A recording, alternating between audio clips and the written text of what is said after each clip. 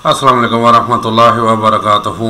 एक नई वीडियो के साथ हाजिर खिदमत हूँ और अपने तमाम दोस्तों, बच्चों, बुज़ुर्गों को खुशामदीद कहता हूँ और उन सब का शुक्रिया अदा करता हूँ जो मेरी ये वीडियो बड़े शौक़ से देखते हैं, शेयर करते हैं, लाइक करते हैं और कमेंट्स बॉक्स में जाके मेरी रहनुमाई करते हैं ताकि मैं अपनी वीडियोज़ को मज़ीद बेहतर से बेहतर बना सकूँ। इस वीडियो में खुसूसन नए आने वाले दोस्तों को खुशामदीद और रिक्वेस्ट कि मेरी वीडियो को सब्सक्राइब करें, मेरे चैनल को सब्सक्राइब करें और वीडियो को शेयर करें और कमेंट्स बॉक्स में जाके मेरी रहनुमाई करें, कमेंट्स दें। तो और खुसूसन जो जहाँ पे मुझसे इख्तलाफ राय रखते हों उनको मैं ज़्यादा पसंद करूँगा क्योंकि उन्हीं से मैं कुछ सीखूँगा, उन्हीं से मैं अपनी वीडियोज़ को मज़ीद बेहतर से बेहतर कर सकूँगा। तो आज का मेरा मौजू आज ज़ाहिर है खान साहब लॉन्ग मार्च की तैयारी, लिबर्टी चौक 11 बजे का टाइम था और आज दिन तो लाहौर में लग जाएगा उनका। कह रहे थे इशा तक तकरीबन शहदरे पहुँच जाएंगे, पैदल जाना था यहाँ सब ने यहाँ से। तो कई दोस्त मेरे मुझसे सवाल करते हैं मैं खान साहब को क्यों सपोर्ट करता हूँ, यानी एक जमात पीटीआई को क्यों सपोर्ट करता हूँ। उसकी कुछ वजूहात हैं। मुझे खान साहब से मुझे भी बहुत सी चीज़ों पर इख्तलाफ है और मैं गाहे बगाहे उसका जिक्र भी करता रहता हूँ। असल में मैं मुहिब वतन पाकिस्तानी हूँ। पाकिस्तान के लिए जो भी कोई अच्छा कदम उठाएगा, जो भी कोई अच्छा काम करेगा, मैं उसके साथ खड़ा हूँगा। और अभी फ़िलहाल इस वक्त में मुझे खान साहब से बढ़ के कोई ऐसा बंदा नज़र नहीं आ रहा जो पाकिस्तान के लिए कुछ करे।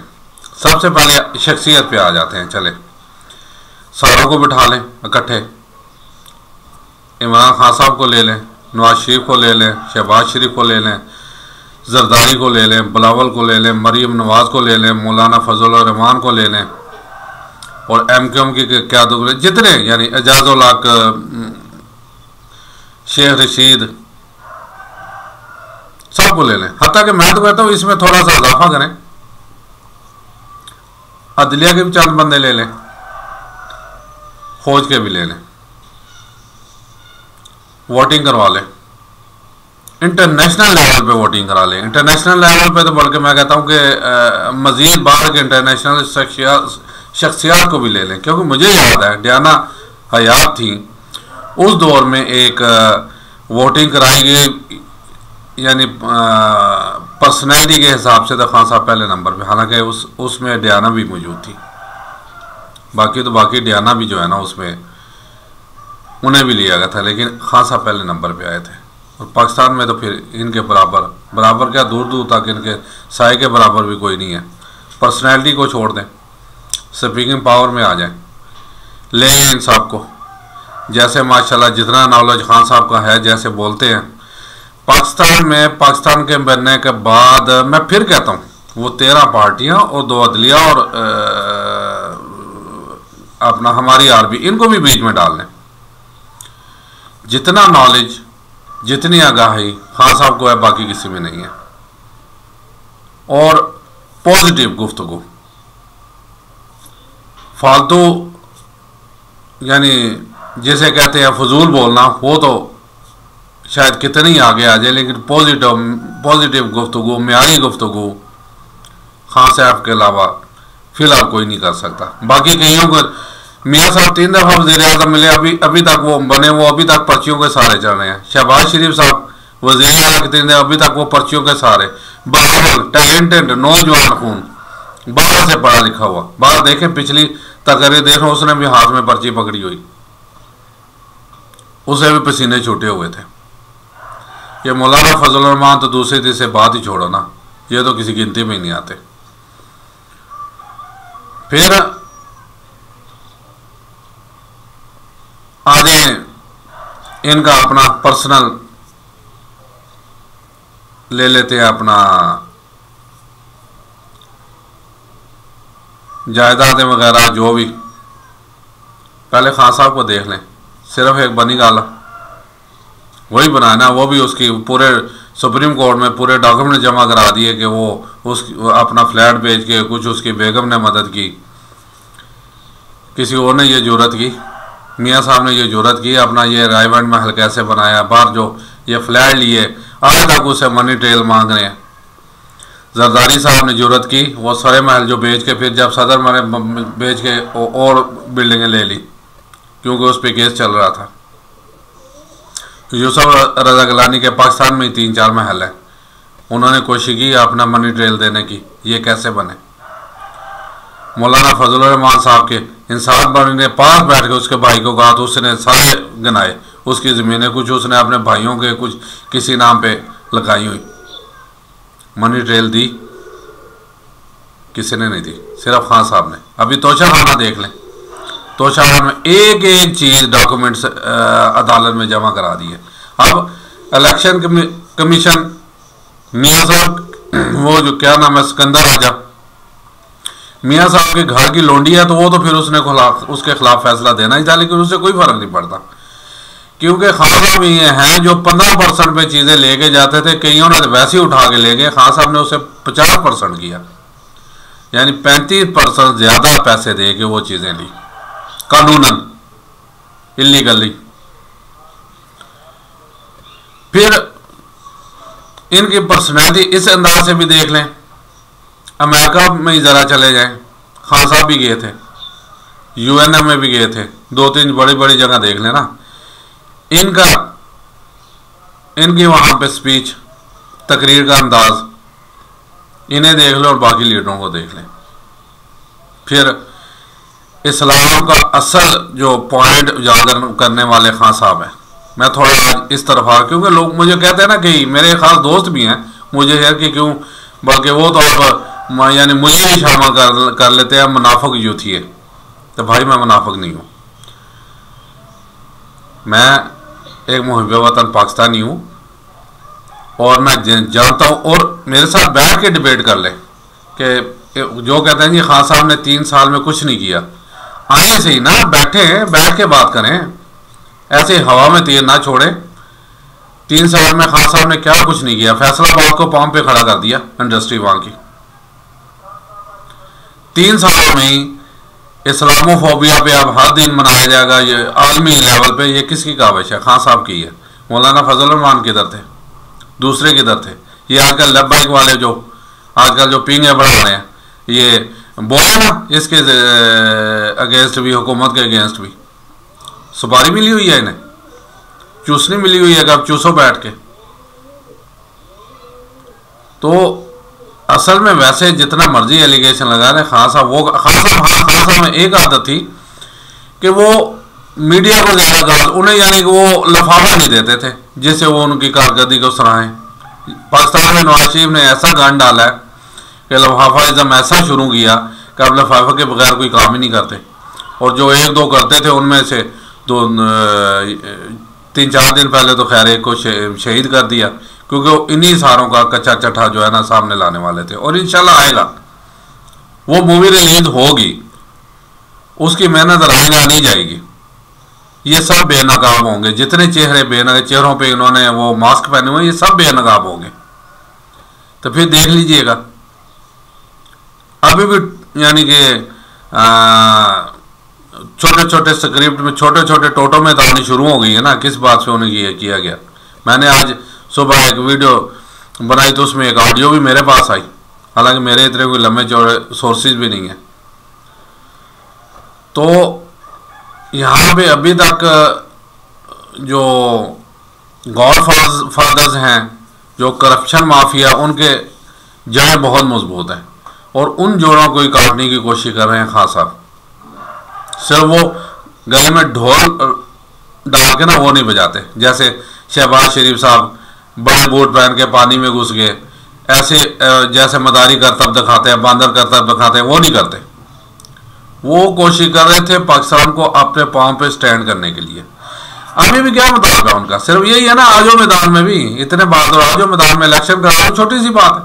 अगर आवाम आपसे प्यार करती है तो आप जीत जाओ, सीट ले लो, मैं पीछे हट जाऊंगा। मुझे प्यार करती है, मुझे ले क्यों नहीं कराते?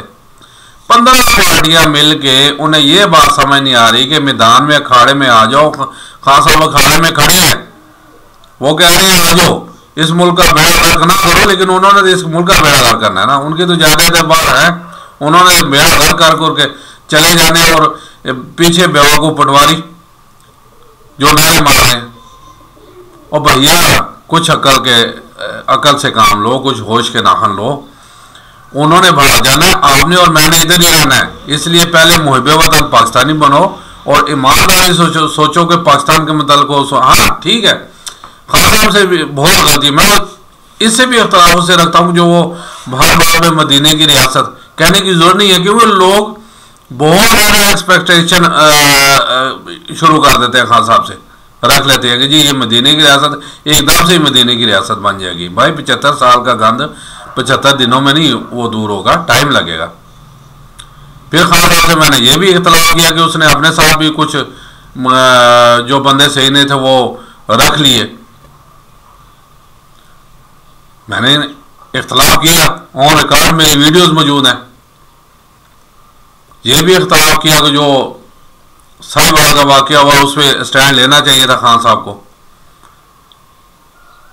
फिर ये शाहदारा के करीब जो वाकया हुआ,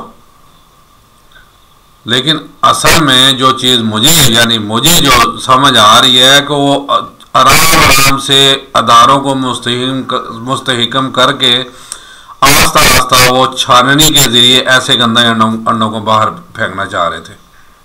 क्योंकि हमारी अवाम तो भी बात वही है ना, सोई हुई है ना। हमारी अवाम ने तो अगर इनको सारा ना मिलाते तो वोट ही नहीं मिलने थे इन्हें।